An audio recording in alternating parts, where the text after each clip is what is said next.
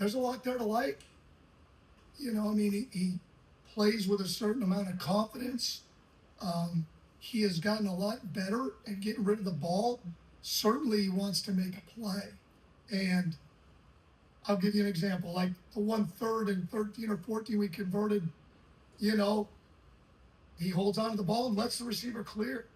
There's going to be other times where that sweet spot is where he's going to have to check it down. But a great job of progressing the red zone touchdown. Certainly, I think he was going to anticipate the tight end was going to break out. The backer was matching it. JT decided to break in a little bit behind. Certainly could have caught it. Certainly would have felt a lot better if we'd have finished off that drive, 2 of the first 3 drives. So I thought he did a lot of really good things. I mean, I'm really proud of him and where he's come from the moment I got here till now. Very impressive. Monken, you had the joint practice with the Bills. What did you learn about your team? Well, I love the way we battled, love the way we competed. That's a really good football team there, and love the way we got after it, and I look forward to seeing us play now. If this is indeed the last day for Shedeur to get to audition for you, what'd you tell him? I just said, let it rip, man, have fun. It's what you've been doing since you were a kid. Can't wait to see him play. Thank you. Shedeur Sanders finally got the moment everybody in Cleveland had been waiting for, and what happened against Buffalo just made this quarterback battle a whole lot harder to explain.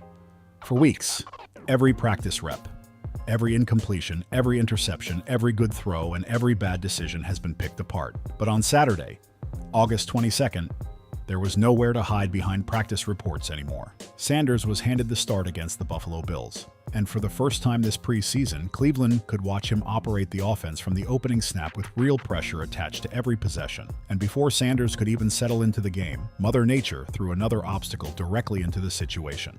Lightning forced the game into a weather delay with 13:11 remaining in the first quarter, stopping everything before Cleveland's offense had really gotten going. Think about the timing of that. Sanders had spent the entire week knowing this start could become one of the biggest pieces of evidence Todd Monken would use in this quarterback decision. He finally gets onto the field, gets mentally ready to run the offense, and almost immediately everything stops. That matters because quarterbacks live on rhythm. They prepare all week for a certain kickoff time, go through warm-ups, get their arm ready, lock into the game plan, and then expect the football game to begin. Sanders had all of that interrupted, but when play resumed, he did not come back looking rushed, nervous, or desperate to make something happen. He came back and started completing passes.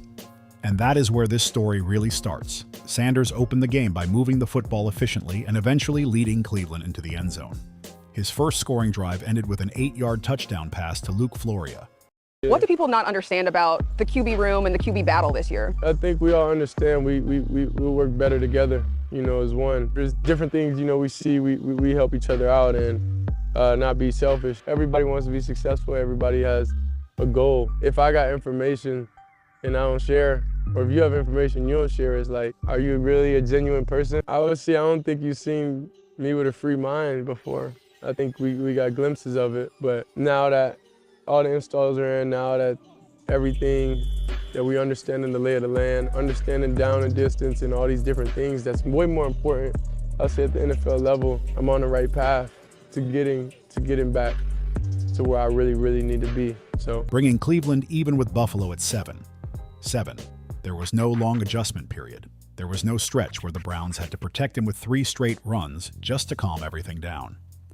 He was immediately being asked to throw the football and make decisions. At one point, Sanders had completed his first 8 passes of the game.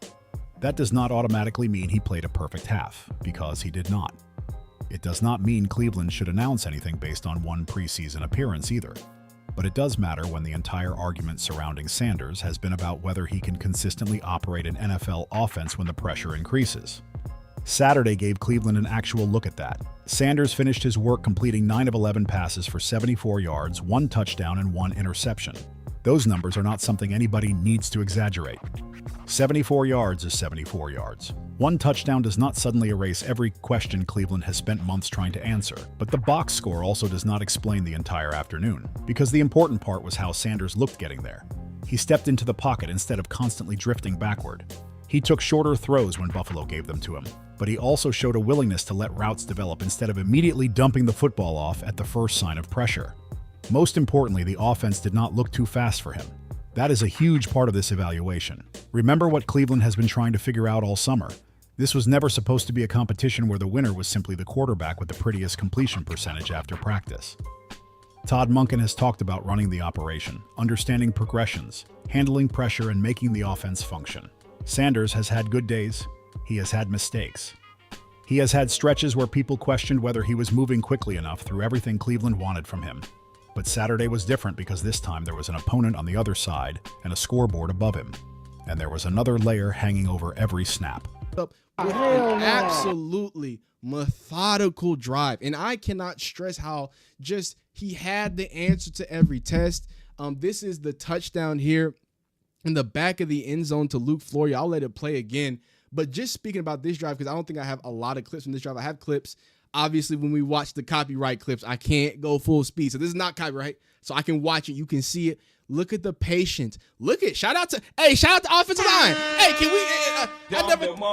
I did not think that. Not only is Shedeur with the backup Browns offensive line, I never thought we'd be sitting here praising the offensive line, but Shedeur had time to operate, and more importantly, with that time, Shedeur decided to be patient, decisive, throw really, really good footballs. They say Shedeur Sanders is a gamer. That means when it's game time and go time, he turns on to another level. And man, I felt like there was a question and he answered it. Multiple third downs where he shrunk the field. He got offsides. He operated at a high level. And this was that. Deshaun Watson had already gotten his opportunity to start the first preseason game. Sanders knew this was his turn. There might not be another clean audition after this one before Cleveland starts moving toward a decision. That means every possession carried weight that a normal August drive usually does not carry. Sanders responded by putting a touchdown drive on tape almost immediately. Now, that does not mean the afternoon was spotless. The interception is going to become part of this conversation, and it should. You cannot talk about a quarterback competition and simply erase the plays that do not fit the argument you want to make. Sanders has the interception attached to his stat line, and Cleveland's coaches are going to grade exactly what happened on that snap. But if somebody looks at one interception and decides that tells the entire story of Sanders' day, they are missing what made this performance interesting in the first place. Because the biggest thing Shedeur Sanders accomplished against Buffalo was not putting up some giant statistical performance. He showed that when Cleveland finally handed him the opening of a game and told him to run the offense, the moment did not immediately become too big for him. And after everything that has happened in this quarterback competition, that gives Todd Monken something much more difficult to deal with than another training camp debate. It gives him actual game tape. The interception is going to be the play people grab first because that is how quarterback battles work. One mistake gets replayed 10 times, put on social media, turned into a headline, and suddenly people act like the entire performance should be judged from one snap. Shedeur Sanders did throw an interception against Buffalo. That part is real. It is on the stat sheet. It counts against him, and Todd Monken is going to grade it, just like every other throw. But the play itself needs context. This was not Sanders panicking under pressure and firing the football directly into a defender's chest. The ball got to the target area, hit the receiver's hands, and then became a turnover. You can still debate whether Sanders could have placed it better or whether he should have gone somewhere else with the football, but this was not one of those plays where the quarterback clearly lost control of the situation. There is a difference between a bad decision and a pass that does not get finished by the offense. And that difference matters when Cleveland is trying to evaluate everything. Because if you watch the whole first half, Sanders was not playing reckless football. He was not forcing deep shots every other snap. He was not trying to prove something with every throw. He took what Buffalo gave him, moved through the pocket, worked underneath when he needed to, and still showed enough confidence to push the ball when the opportunity was there. That is exactly why the interception should be judged as one part of the game instead of becoming the entire game. The bigger picture was that Sanders completed 9 of his 11 passes. He found the end zone. He moved the offense. He looked comfortable handling the snap-to-snap responsibility. And maybe most importantly, he did not let the interception completely change the way he played afterward. That is something coaches notice. Young quarterbacks can get into trouble when one bad play starts affecting the next 3. They throw an interception. Suddenly they become hesitant. Their feet get slower, they stare down the rush, and the whole offense changes. I love it when a plan comes together. Yeah. Obviously, the rain didn't bother him at all. He went out there and started his first 8 for 8, I believe it was. Offensive line protected very well. Thought he got through his progressions really well. This is a 4th down play where he shows poise of a veteran player, really. To stand in there and get through your progression. I thought he did a great job just getting through, seeing what the defense was giving him, and then making great decisions. Another one in the red zone. Like, this isn't easy. This is a nice little schematic play you dial up.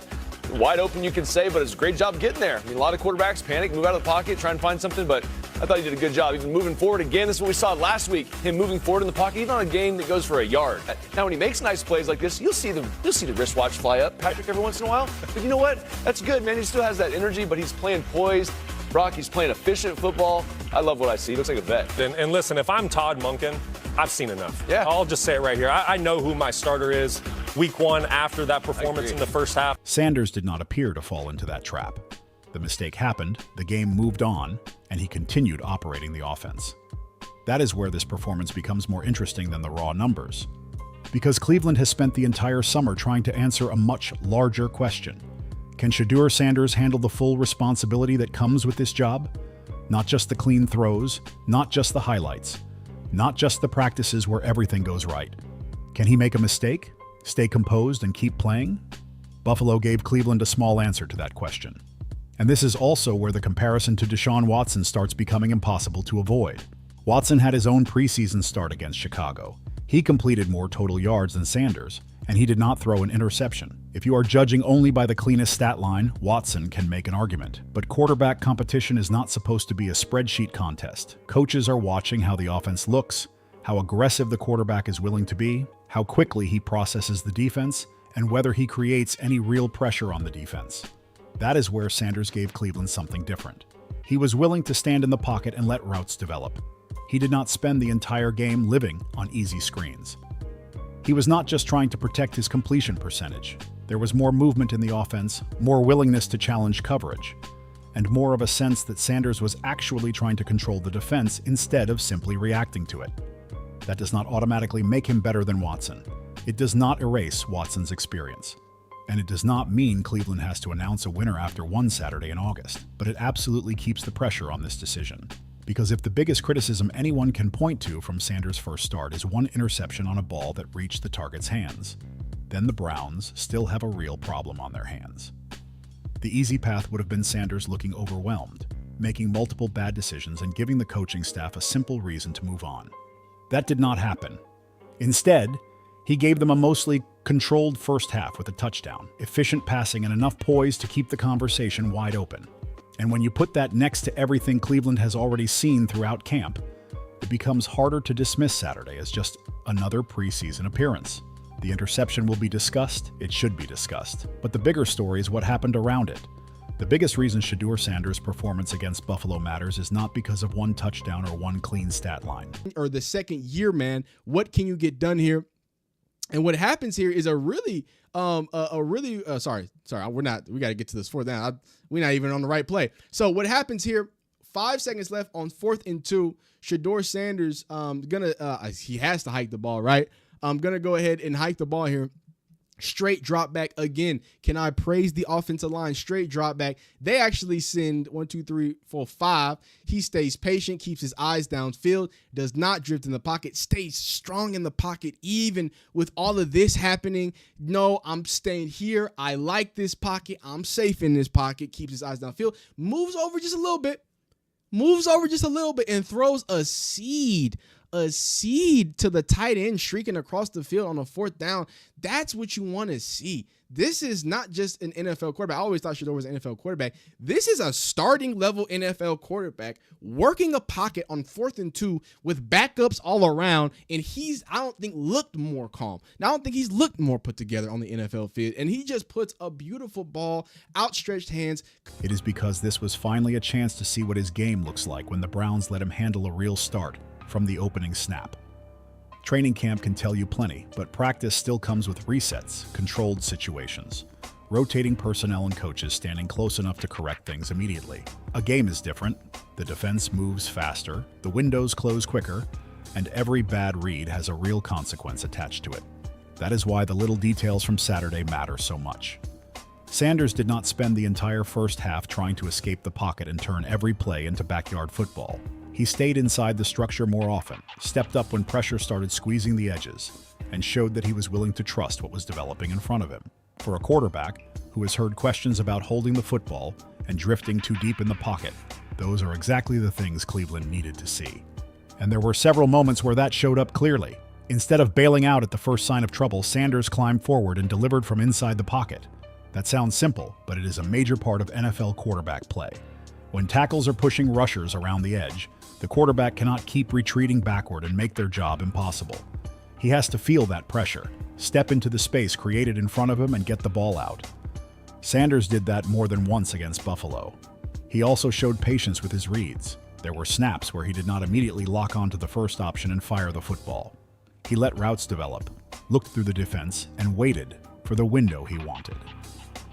That is important because one of the biggest questions in any quarterback competition is whether a player can run the actual offense instead of just surviving individual plays. That is the part of the Saturday that should matter to Todd Monken. Not whether Sanders made one flashy throw, not whether one receiver broke open, not whether the box score looked perfect. Can he run the system consistently? That is the real question. Sanders' performance gave Cleveland some evidence that the answer might be yes. The ball was coming out with purpose. He looked more settled than someone who was simply trying to avoid mistakes. He took underneath completions when Buffalo gave them to him, but he was not completely trapped there either. There was still an effort to work the middle of the field and let routes develop beyond the line of scrimmage. That balance is important. A quarterback who refuses every short completion can wreck an offense just as quickly as one who never challenges the defense. The job is knowing when to take the easy throw and when the coverage gives you permission to attack something deeper. Sanders was not perfect with that, but there was enough variety in the way he operated to make this more than a simple check-down heavy performance. And that brings us back to the bigger competition. For weeks, Cleveland has been looking for separation. Not just one quarterback having a great practice while the other struggles, but something that feels repeatable. Something a coaching staff can trust when the regular season starts and the defense across from you is no longer running a vanilla preseason plan. Saturday gave Sanders one of his best chances to create that separation. He had the start. He had the opening drive. He had the pressure of knowing this might be the most important preseason tape he gets before a decision is made. And instead of looking like a quarterback who needed everything simplified around him, he looked capable of handling more responsibility. Is a pitch, not just a fake pitch. I remember when Professional Football Talk, Mike Florio got on mics and was talking about how, Shedeur doesn't pitch well, he doesn't do all that stuff well, goes for a fake pitch, rolls around the edge, and delivers to the tight end. Absolute good work there. Great first down from Shedeur, and he continues to operate at a high level. Now, I've shown you some good things, and what I'm going to do is I'll also kind of talk about some of the notes I have and kind of hopefully highlight some things. You've seen some really good plays. This play sadly got called back, and this actually what set up the two other great things, the really good third down conversion, as well as, him getting the defense to jump off sides and turning it to a little bit more of an advantageous situation. So on 3rd and 5 here, Shedeur, who has Rocket Sanders in the backfield, going to straight drop back here, and his left tackle is going to get the work, man. He gonna get worked here, gets pushed into his lap. Shedeur is not drifting. Shedeur staying calm in the pocket. I would probably like him to step up so he doesn't get smacked in the face. They straight up smacked my guy too. Look at this. Bow. wait. Oh, you see it? You miss it? You miss one. Bow. They smacked the shit out of my guy. But he said, that activated something. He got loose. And picked up a nice bit of yards. So I did get to see Shedeur run. He does look pretty explosive. That does not mean there were no flaws. There were moments where Buffalo closed things down. There was the interception. There were plays where the offense stalled. Cleveland did not suddenly turn into some unstoppable unit. But the point of this competition is not finding a quarterback who never has a bad snap. That player does not exist. The question is what happens between those bad snaps. Does the quarterback stay in control? Does the operation continue to look organized? Does he understand where the pressure is coming from? Does he keep his eyes downfield? Does he give the offense a chance to function? Against Buffalo, Sanders showed enough of those things to make the evaluation more complicated than it was before kickoff. And that is exactly what Cleveland probably did not need if the coaching staff was hoping this decision would become obvious. Because when one quarterback gets his first real start, handles the early pressure, puts together a touchdown drive, stays composed after a turnover, and keeps operating from inside the pocket, you cannot just wave that away and say the competition stayed exactly where it was. Now, this is where the Browns quarterback battle gets uncomfortable. Because once Shedeur Sanders put this performance on tape against Buffalo, the comparison with Deshaun Watson became impossible to avoid. Not because the two stat lines are identical, not because one game decides everything, but because Cleveland has now seen both quarterbacks get a real preseason start, and the differences in how those starts looked are starting to matter. Watson had his opportunity against Chicago. Sanders got his against Buffalo. And if you only stare at the numbers, you can make a clean argument for Watson. He finished 11 of 15 for 126 yards with no touchdowns and no interceptions. Sanders finished 9 of 11 for 74 yards, 1 touchdown and 1 interception. On paper, Watson had more yards and avoided the turnover. But football does not live only on paper. The entire summer, people around this Browns offense have been asking the same basic question. Which quarterback can make this offense feel more dangerous? Which one can actually force a defense to respect more than the easiest throw on the field? Which one looks comfortable enough to run the system without shrinking it down to safe passes every time pressure shows up? That is where Saturday created a real argument for Sanders. Against Buffalo, Sanders was not just collecting easy completions. Yes, there were short throws. Yes, there were underneath routes. Every NFL quarterback takes those when they are available. But he also showed a willingness to stay patient in the pocket. Let routes develop and attack space farther down the field when the opportunity appeared. That matters because Watson has been questioned for exactly the opposite reason. During camp and through the joint work with Buffalo, one of the recurring concerns around Watson was how often the offense seemed to lean on screens, short throws, and quick checkdowns. Those plays are not automatically bad. Sometimes they are exactly what the play calls for. But when a quarterback battle is this close, coaches are not only asking who can complete the easiest pass, they are asking who can make the defense defend the whole field. And Sanders gave them more of that look on Saturday. This is not about pretending he was throwing 40-yard bombs all afternoon. He was not. It is about the mentality of the offense when he was behind center. There was more patience, more willingness to let the route develop, more evidence that he was not afraid to stand in there and wait for something to open. That can change how a defense plays you. If defenders believe the quarterback is only going to throw underneath, safeties can start creeping forward. Linebackers can attack faster. Corners can sit on routes. The entire field starts shrinking. But once a quarterback shows he is willing to hold the ball for that extra beat and challenge something beyond the first easy option, the defense has to respect more possibilities. That is part of what Cleveland is evaluating here. And this is where the Watson comparison becomes bigger than yards. Watson's 126 yards against Chicago looked better than Sanders' 74 yards against Buffalo. There is no reason to hide that. But yards alone do not tell you how a quarterback controlled the offense. They do not tell you how much came from screens. They do not tell you whether the quarterback pushed the defense backward. They do not tell you whether the offense looked aggressive or simply efficient. Those are very different things. The Browns also have to consider the circumstances. Sanders went into this Buffalo game knowing exactly what was at stake. This was not some random fourth-quarter appearance with backups everywhere. This was his chance to start, take the opening snaps, and show Todd Monken what the offense could look like with him controlling the huddle from the beginning. And he did not waste that opportunity. Again, this is not saying Sanders played a perfect game. He did not. The interception happened. Some drives stalled. Buffalo eventually controlled the game. Cleveland's offense did not pile up points after that opening touchdown. But the quarterback competition is not about who produced the prettier final team score in preseason. It is about evaluation. And when Monken watches this tape, he is going to see Sanders stepping up in the pocket. He is going to see him getting through reads. He is going to see him complete his first 8 passes. He is going to see a touchdown drive. He is also going to see the interception and every missed opportunity around it. Then he is going to put that next to Watson's tape. That is where this gets interesting. Because Watson may have the cleaner statistical line, but Sanders may have produced the more revealing audition. Sanders showed more of the things Cleveland has been asking to see throughout this competition. More pocket confidence, more willingness to stay aggressive, more evidence that the offense can operate without being completely protected by short throws. That does not automatically give him the job, but it absolutely makes the decision harder. And now everything comes back to Todd Monken because this is the point where practice reports stop carrying the same weight. Shedeur Sanders has now had his turn to start. Deshaun Watson already had his. Both quarterbacks have put real preseason tape in front of the coaching staff, and that means Cleveland is running out of excuses to keep this competition floating without a clear answer. That is what makes Saturday so important. Shedeur did not need to throw for 300 yards to change the conversation. He did not need 4 touchdowns. He did not need some unbelievable highlight every drive. What he needed was a performance strong enough to prove that the Browns could not casually move past him after this game. And he did exactly that. He opened efficiently. He led a touchdown drive. He completed 9 of 11 passes. He showed better pocket discipline than people expected to see from him this early. He handled the weather delay, handled the pressure of the start, handled the interception without the entire game falling apart, and gave Cleveland a much cleaner picture of what the offense looks like when he controls it from the beginning.